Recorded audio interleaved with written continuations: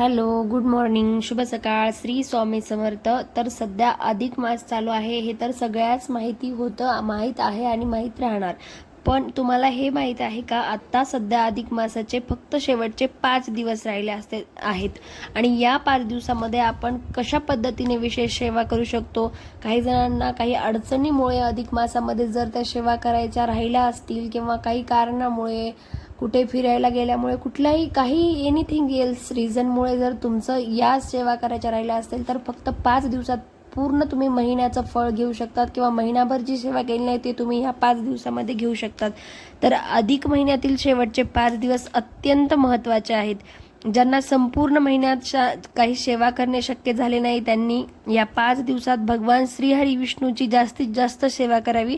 हे 5 दिवस 11 ते 15 जून या कालावधीत येत असून 11 तारखेपासून या 5 दिवसांना सुरुवात होत आहे आणि अत्यंत हे 5 दिवस महत्त्वाचे आहेत. तर पहिला 11 तारखेला काय येत आहे, तर 11 तारखेला परमा एकादशी येत आहेत, म्हणून सुद्धा हा दिवस खूप जास्त शुभ आहे.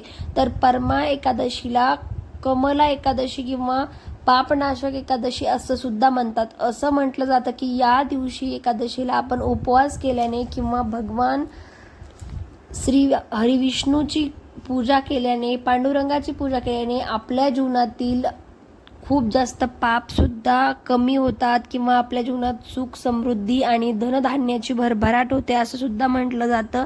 म्हणून 11 तारखेला एकादशीच्या दिवशी आपण उपवास करावा, श्रीहरी विष्णूची पूजा करावी, विठ्ठलाची पूजा करावी, पांडुरंगाला तुळशी वगैरे वाहावी. जर शक्य असेल तर तुळशीची पाने श्रीहरी विष्णूचे पूर्ण नावं घेऊन श्रीहरी विष्णूला सुद्धा अर्पण करावी. तर अशा पद्धतीने महत्त्व आहे या 11 जूनच्या परमा एकादशीला. 3 वर्षातून एकदा ही एकादशी येते, त्यामुळे खूप जास्त खास आहे आणि हा मोका आहे. आणि महत्त्वाचं म्हणजे गुरुवार येत आहे, त्यामुळे अतिशय योगायोग खूप महत्त्वाचा आहे हा 11 तारखेचा दिवस. म्हणून 11 जून 2026 गुरुवारी तुम्ही सुद्धा ह्या एकादशीच्या दिवशी नक्कीच भगवान श्री हरी विष्णूची जास्तीत जास्त सेवा करावी. आणि आता 2री तारीख म्हणजेच दुसरा दिवस, जर 12 तारखेला आपण जर म्हटलं तर प्रदोष आहे, तर त्या दिवशी आपण भगवान शंकराची पूजा करतो. प्रदोषाच्या दिवशी शिवशंकराची पूजा केल्याने आपल्यावर शंकराची छान कृपा होते. देवाची छान पूजा केल्याने आपल्या मनातील मानसिक ताणसुद्धा कमी होतो किंवा घरातील काही अडचणी असतील, अडथळे असतील ते सुद्धा दूर होतात. तर अशा पद्धतीने 12 तारखेला आपण शिवशंकराची पूजा करू शकतो. तर 15 तारखेला मासिक शिवरात्री आहे, म्हणून 14 व 15 तारखेला आपण ती शिवरात्री करू शकतो. आणि राहिली गोष्ट 13 तारखेची, तर 13 तारखेला महारुद्राभिषेक आहे.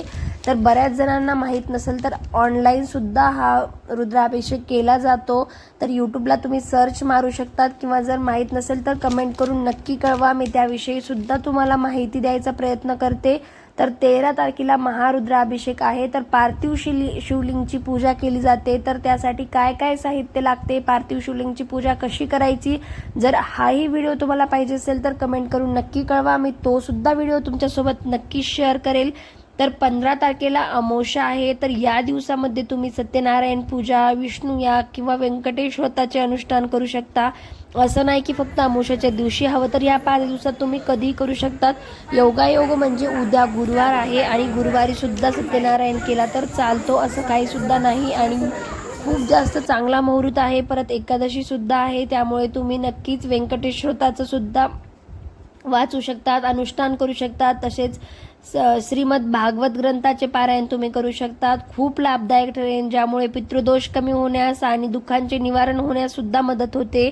या व्यतिरिक्त गीतेचा 15वा अध्याय, ही गोष्ट मी तुम्हाला अगोदर सुद्धा सांगितली आहे आणि अजून सुद्धा सांगतेय की अधिक महिना संपण्याच्या अगोदर तुम्ही भगवद्गीतेचा 15वा अध्याय नक्कीच वाचायचा आहे. गीतेची 18 नावे म्हणायची आहेत. आणि जर एवढं सुद्धा तुमच्याकडून झालं नाही तर ओम नमो भगवते वासुदेवाय या मंत्राचा 108 वेळा हे 5 दिवस जप करायचा आहे. या मंत्राचा जप केल्याने सुद्धा तुम्हाला अत्यंत फल मिळते आणि सुख समृद्धी सुद्धा येते घरामध्ये. या काळात यथाशक्ती दान धर्म जसं की तांबूदान किंवा गोदान करायचे आहे. तर गोदान म्हणजे काय, गाय वासराची मूर्ती दान करू शकतात किंवा ज्याची इच्छा आहे असे गाय सुद्धा दान करू शकतात मंदिरात वगैरे, किंवा कोणाला द्यायची असेल तर हे शुभ मानले जाते. जर काही कारणास्तव यापूर्वी सेवा राहून गेली असेल, या महिन्याच्या अगोदरच्या दिवसांमध्ये तुमची सेवा राहून गेली असेल, तर हे 5 दिवस सुवर्ण संधी आहे तुमच्यासाठी.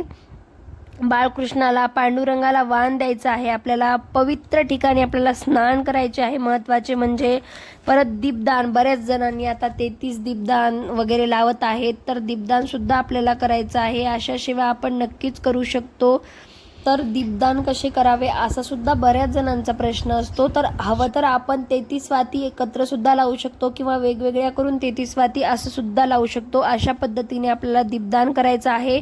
बाहेरच्या मंदिरामध्ये जर तुम्हाला चान्स लागला तर स्वामींच्या मंदिरामध्ये, कुलदेवीच्या मंदिरात, कुठल्याही मंदिरात, गणपती बाप्पांच्या मंदिरात आपण करू शकतो. पण जर नसेल जवळ तर आपण घरच्या घरी सुद्धा हे दीपदान करू शकतो.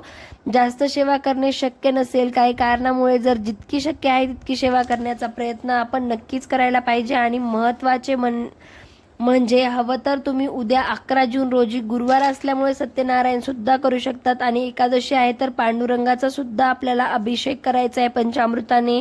तर तुम्ही हे शेवटचे अधिक मासाचे 5 दिवस अजिबात या सेवा करायच्या चुकू नका. याने तुमच्या जीवनात सुख समृद्धी येते, धनधान्याची कमी पडत नाही. अशा पद्धतीने आपण नक्कीच करू शकतो. आणि एकादशी असल्यामुळे सुरुवात सुद्धा पांडुरंगाच्या आशीर्वादाने झालेली आहे या 5 दिवसाला.